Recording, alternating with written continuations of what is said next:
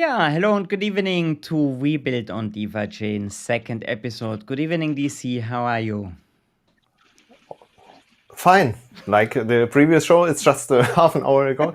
It's a really great day. 3 projects, 3 amazing persons behind it, and I like the new format. Okay, It's me great. absolutely. Guys, hey, for everybody who's out there watching, hit the like button like there's no tomorrow. We really need your support here.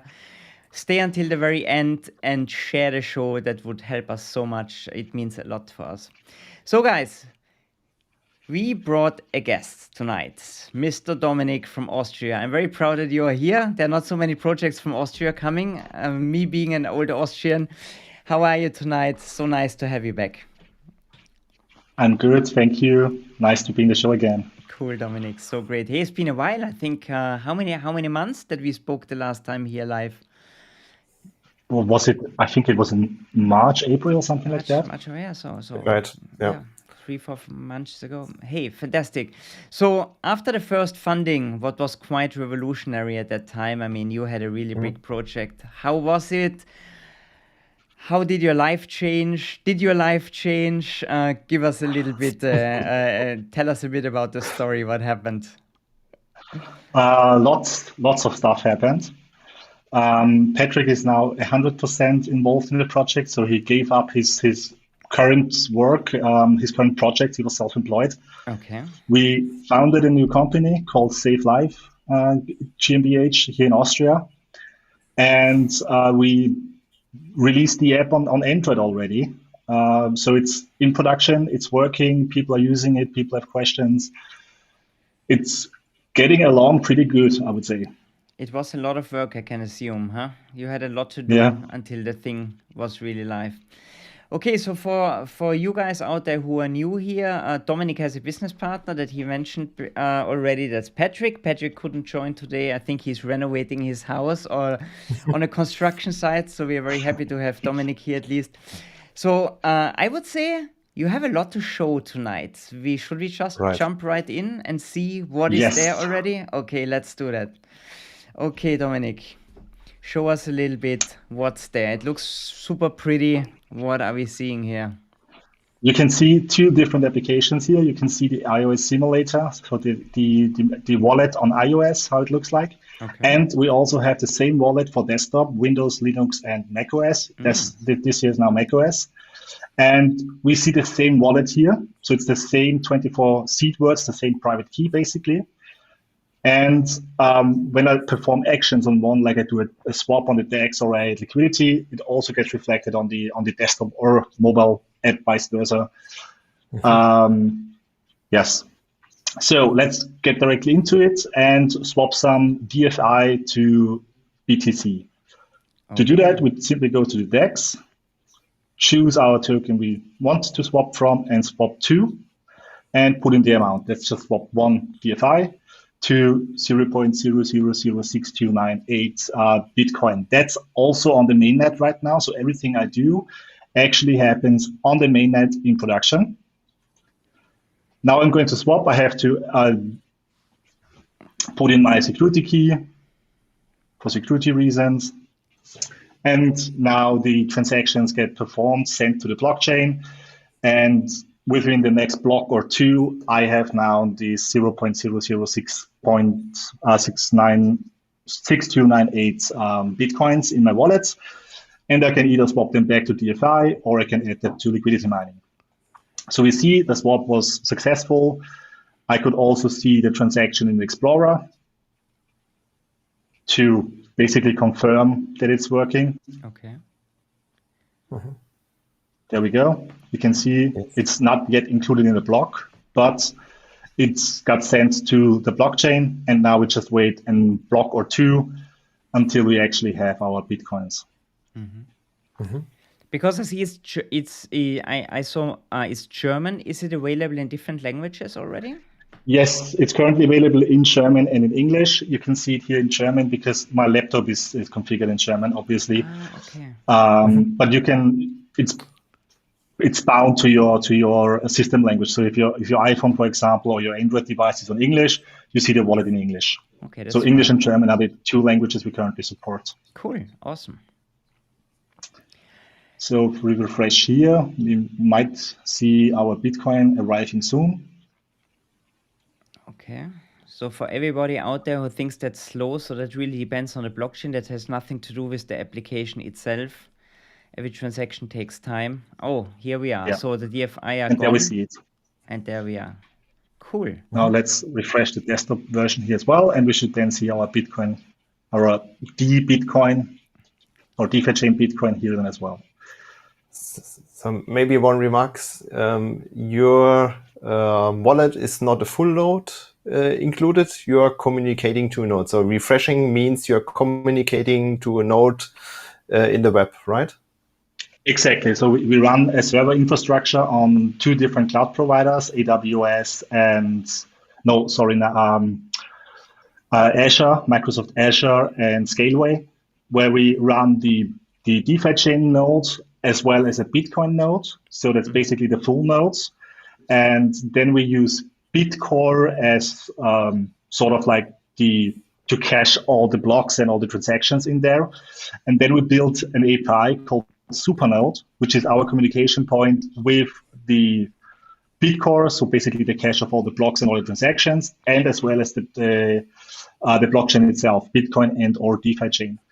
So everything we see here gets loaded by the Supernode, but the important thing is that your private key always stays on your device. On iOS and Google, we use the secured encrypted storage, so there is a own little thing on your iOS device or Android device that is already encrypted and takes care about security for you. And we store the private key in there. So it's always secure, always safe. Every transaction we do, we create the transaction on device, sign it on device, and send the signed transaction to the blockchain. So your private key never leaves your device. On desktop, there is no such thing as a secured storage. But we encrypt the private key for you with the passcode we just saw on iOS. We use the same thing on desktop, and we use that to also secure your private key. So it gets encrypted, and the encrypted private key gets stored on your file system. So your passcode, basically, which is either like for numbers, or can be more complex as well, encrypts your private key and stores that to the file system. So if everybody gets access to that, you still cannot decrypt it and use the private key because it still needs your passcode. Okay. What happens if the mobile phone falls in somebody's hands and they wanna kind of steal your coins? I saw there's a PIN protection every time you wanna do a transaction.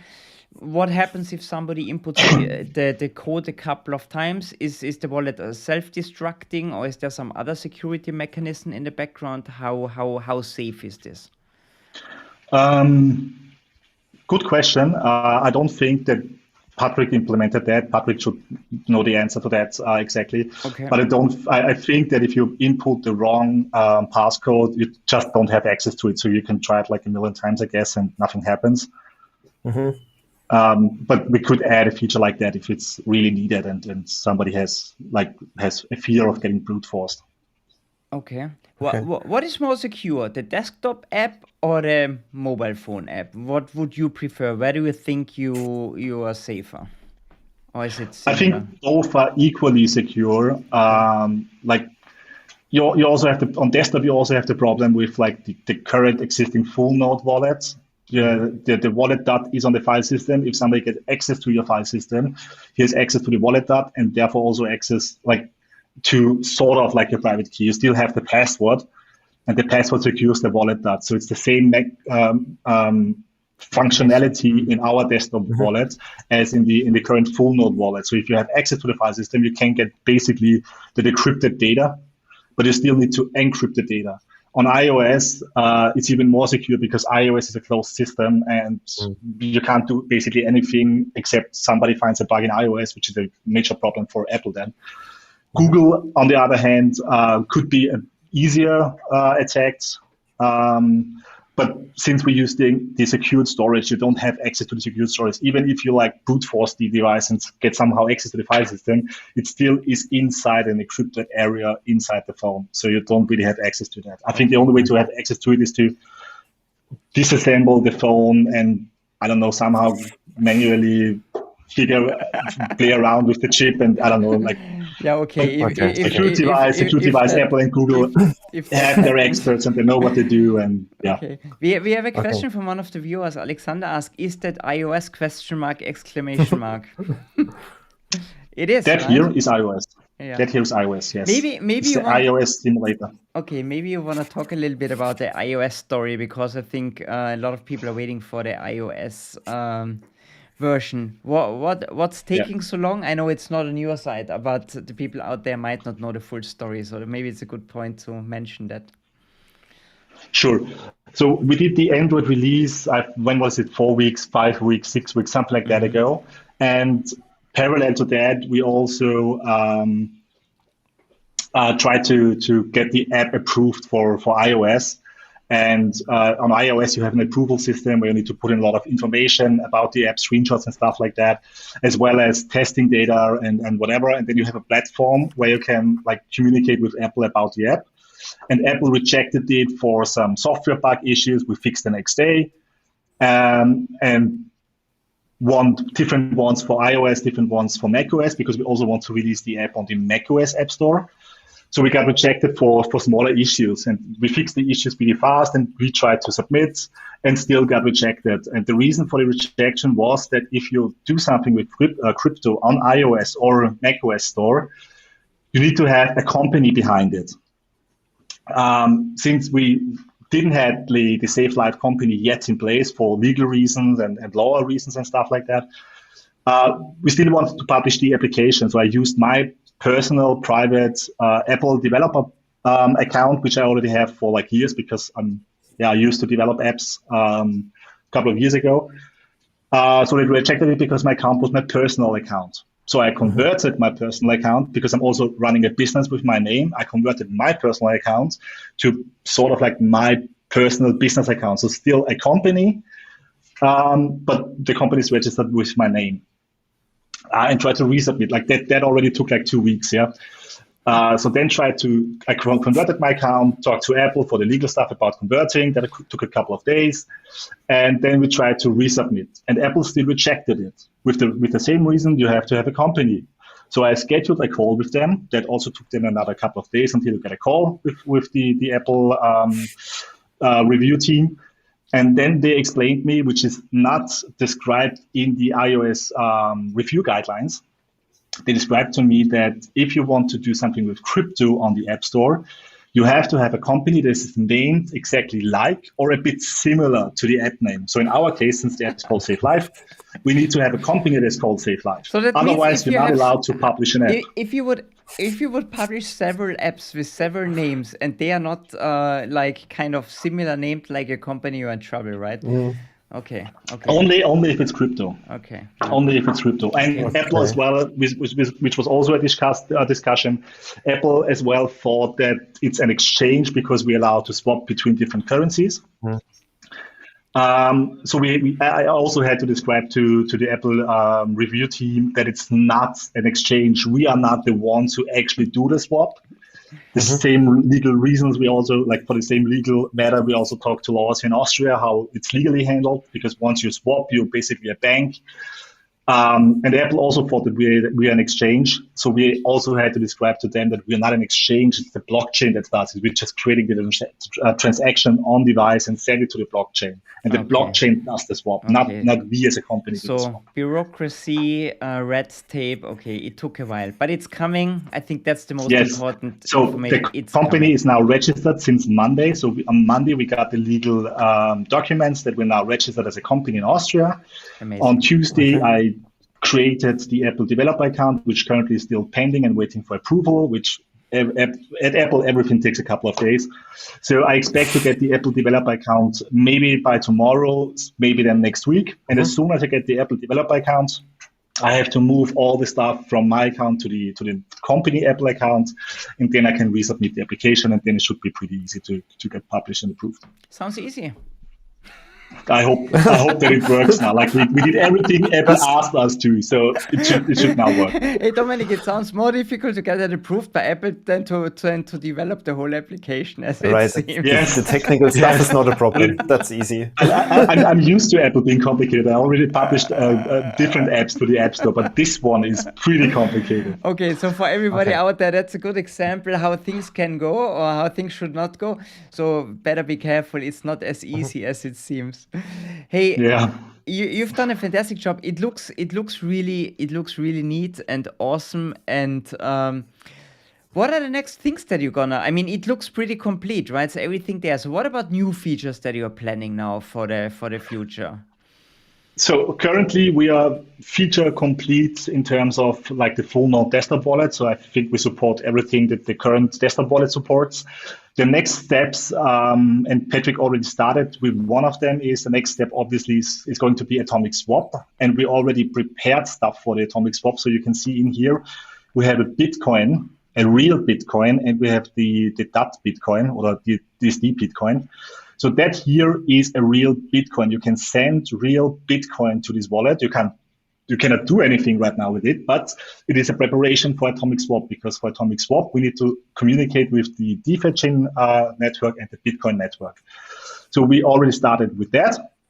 And the next step is to implement the UI for atomic swap and the actual functionality, all the transaction creation and stuff like that.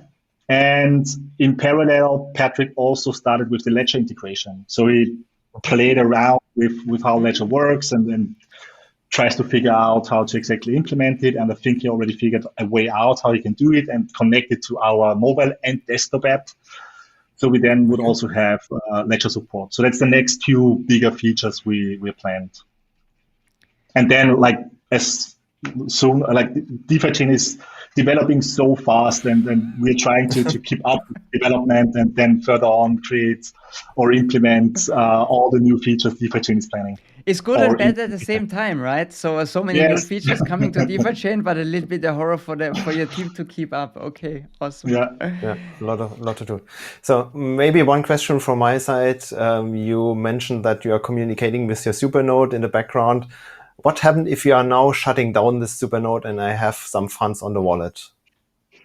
Yeah, so we use the 24 seed words as for your recovery of your wallet. So when you create a new wallet with saiive.live, you get 24 words. You should write them down somewhere and keep them secure and safe, because with that 24 words, you have access to all your funds.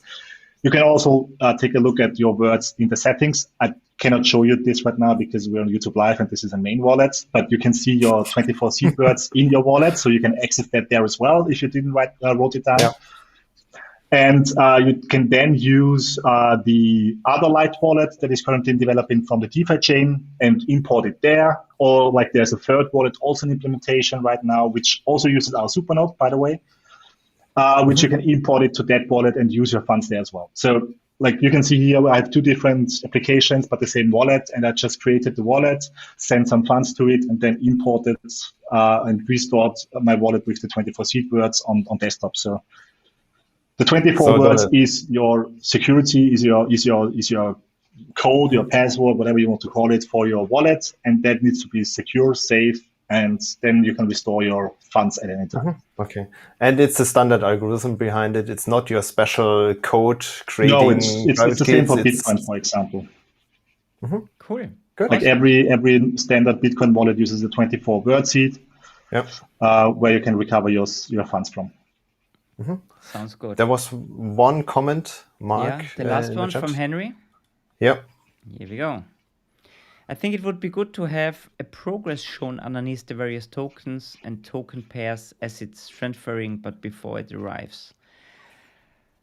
Yeah, good idea. Like we could list the current transactions that are waiting to get confirmed in the blockchain or something like that. Yeah, sometimes it takes some time to indicate right?